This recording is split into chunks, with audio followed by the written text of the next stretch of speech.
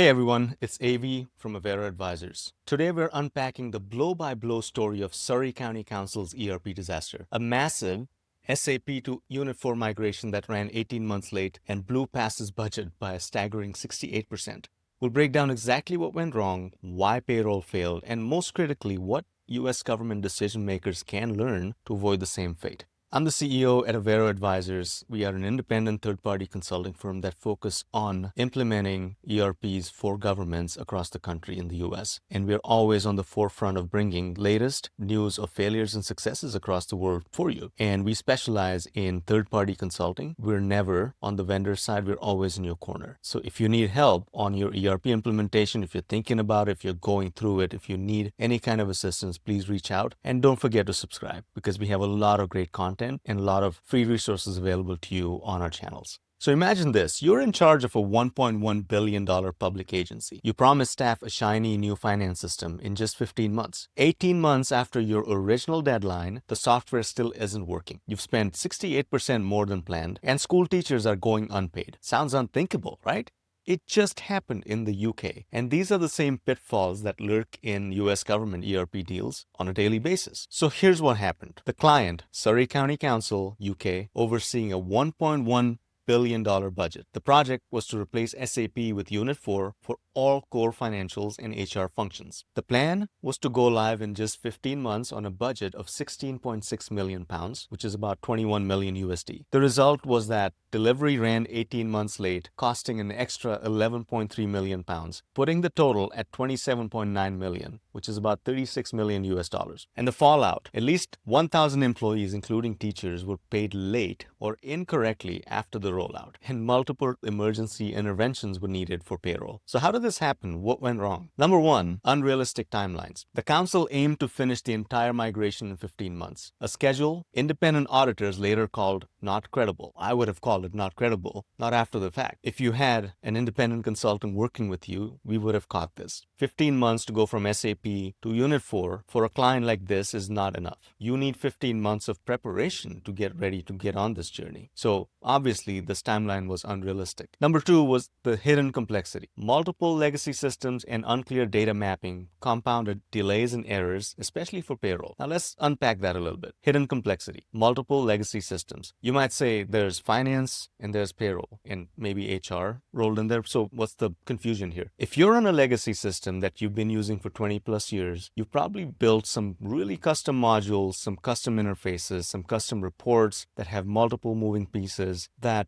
Unit 4 may not have those modules or those interfaces. You have to make sure you understand what data you're bringing forward from SAP to Unit 4, and two, is the data format compatible? And if not, then you have to spend a lot of time on cleaning up and prepping the data to move into the new system. So it sounds like that never happened, and that led to a lot of delays and errors. Number three, testing shortcuts to catch up managers/testing time, causing critical payroll failures to go undetected. You never /testing time. It's critical. You want to make sure that the new system works for you with your data. It's giving you the right outputs, the right reports, and it's transacting the right information that's important to you. So why would you /testing? It also leads me to believe that they didn't have a robust project management organization, because this is, sorry to say, it's amateur thinking to /testing. If you had a proper program management plan, proper program manager, a team running nothing but this project, this would have been caught early. And this decision would not have been made. I would rather push go live than /testing. Because again, we talk about this all the time. Go live means nothing if the system doesn't work for you.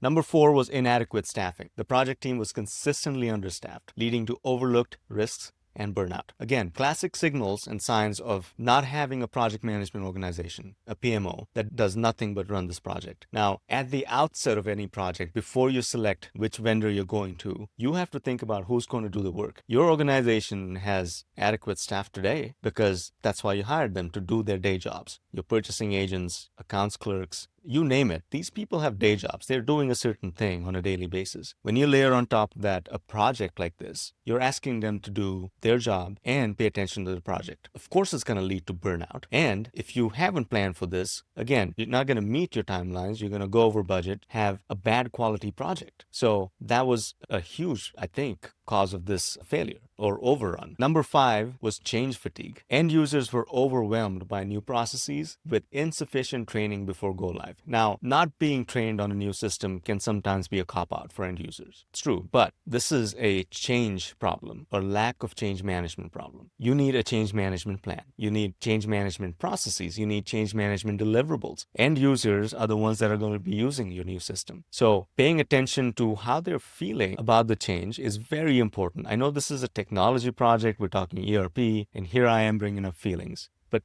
organizational change management is probably the most important thing in ERP implementations. These are not technology projects.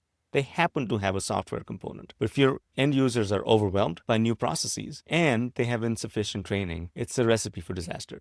So I think those were the 5 critical reasons for why this project went over budget and over timelines. But I'm sure there's other things to unpack here. So what should U.S. state and local governments, and especially CIOs and finance leaders, learn from this Surrey disaster? Number 1, challenge aggressive schedules. If a vendor claims you'll be up and running in record time, we've heard 6 months, 8 months, 15 months, be skeptical. Rerun the schedule with third-party validation. Call us. We'll tell you what's possible, what's not, because think about it. It's in the software provider's best interest, and there's no malice to this. This is their job. They want to get you running on their new system and go to the next implementation. They want to start billing you SaaS fees. So aggressive schedules might be disguised as, hey, we can get you up and running in no time. That's a trap. Challenge that. Make sure that the schedule and the project plan works for you. You have your budget season, you have your auditing season, you have time off, you have holidays. All of that needs to be baked into this work plan before you say, we're going to go live on a certain day. The vendor is going to come to you after the contract is signed and say, here's your go live date. Challenge that, make sure it works for you, and think real hard about that. And what I would say is keep it fuzzy, right? Things change. Things come up. You're running a large government organization. You cannot be beholden to a specific date 2 years from now or 15 months from now. Things change. So keep it fuzzy and make sure that you, the client, controls the schedule. 2, don't skimp on testing, especially for payroll. You don't want people not getting paid or getting wrong paychecks. You'll be in the newspapers tomorrow or on X. So insist on double the industry average testing time. Now, testing doesn't happen on 1 day or 1 week. Modern systems, as they get configured, you're going to test them. You'll have access to the test environment of any new system. So make sure you're testing it on your processes, on your new processes, using your data or dummy data. But test it. And payroll errors will haunt your department in your organization and your elected officials long after the vendor's gone, long after the consultants have left. So make sure that you're operating both politically and operationally well, and that you're not skimping on testing. Number 3, resource your team fully. Budget for both vendor and your own staff. Ensure you have experts for every key responsibility. We've talked about this a lot in our other videos. What does this mean? Resourcing your team fully. Like I said, your team has a day job. They all have day jobs. So how do you fill this temporary gap in staffing? You need to bring in a third party. You need to backfill your positions, and you need to budget for all of this. Forward-thinking CFOs and CIOs have this nailed down. They'll ask the question, how are we going to do this with the existing staff? Or if not, who can step in and either be a full-time project resource or take on the day jobs of very experienced SMEs, subject matter experts that will be working on this project. Number 4, communicate change early. Critical. Organizational change management doesn't happen unless you have a good communication plan. Frequent communication, robust end-user training, these things matter, and you cannot treat them as afterthoughts. Communication is key. Communicate early, often, good, bad, or ugly. Everyone on the project needs to know what's going on, what's coming, and the risks involved. And 5, talking about risks, plan for the unknown. Create time and budget contingencies for hidden legacy system issues. You never know what comes up because, again, your implementation is probably 20 plus years old and you don't know what's baked in there that isn't quite one-to-one with the new system. Now, if you think this is just a UK problem, think again. Just last month, Cook County, Illinois struggled with an implementation on their tax system that was plagued by similar delays and unresolved bugs. The pattern is global, and no agency is immune. So before your next ERP, RFP, or migration, download our free ERP Go Live Readiness Checklist. It's on our website, linked below, to help your team pressure test your plans against these lessons. And in the comments, let me know, what's the most common ERP pitfall you've seen in government? Either your own organization, hopefully not, or somewhere else. Let me know. Hit like, subscribe for more real-world ERP lessons, and join us every week for our live stream that compares US and UK ERP disasters with live Q&A. Until next time, stay vigilant and keep your projects on track. Thank you.